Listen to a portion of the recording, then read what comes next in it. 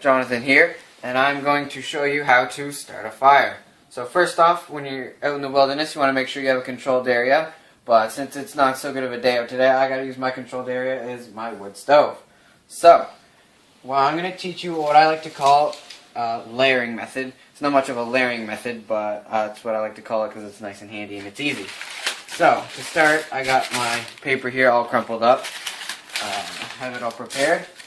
So you can go on, and that's what I like to call my first layer. Out in the wilderness, you can use things like dry birch bark. It's a really good starter. You know, your little tinders you can go out and find. And so I'll go ahead here and just place my paper in. Doesn't really matter where you place it as long as it's sort of spread out evenly. Alright, there. So, for my next layer is the kindling.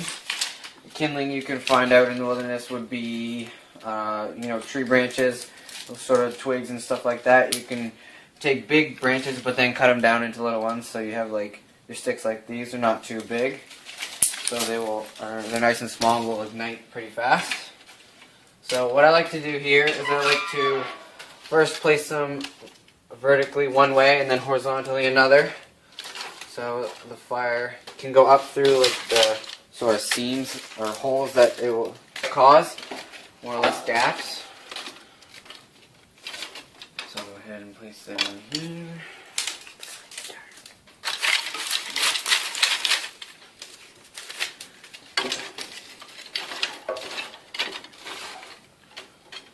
So really I'm just placing these at random, not really too picky on how it's going in. As long as they're sort of forming a crisscross here, so I can just fill up the whole wood stove.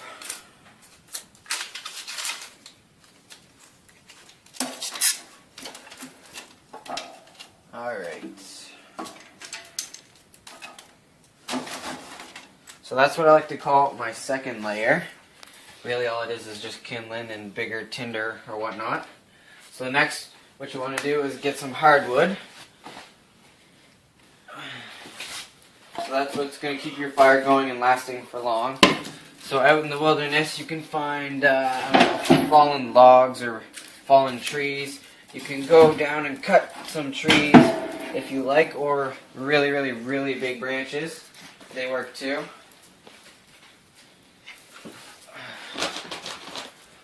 So you continue on that pattern, placing them horizontally and vertically. But if you do a different style, such as like the teepee style, then you'll have a different setup for that. But since I'm doing horizontal and vertical, or horizontal, yeah, and vertical, I'm just going to continue laying them out like that.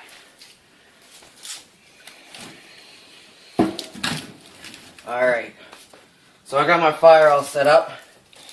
Now it's just time to light it. So I got my matches that are over here. Bring them on over.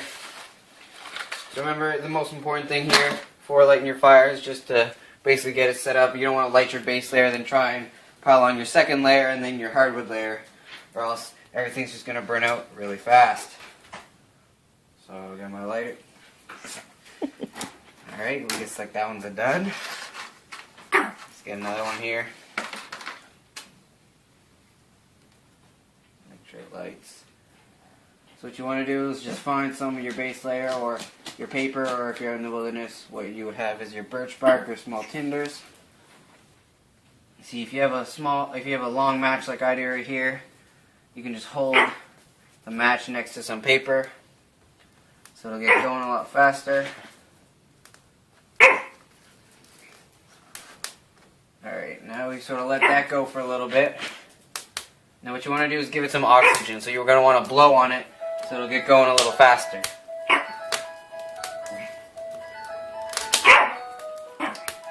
And then you want to hold off and then blow on it again, because you don't want to blow too much and then blow it out. So I'm just going to go slow, little by little.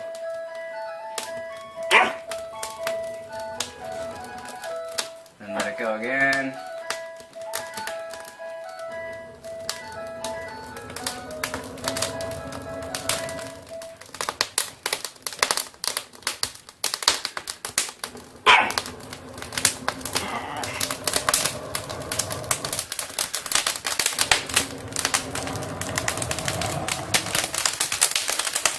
And there you have it. So I'm just going to close up my door here, leave a little space here for the oxygen to get in, keep that fire going.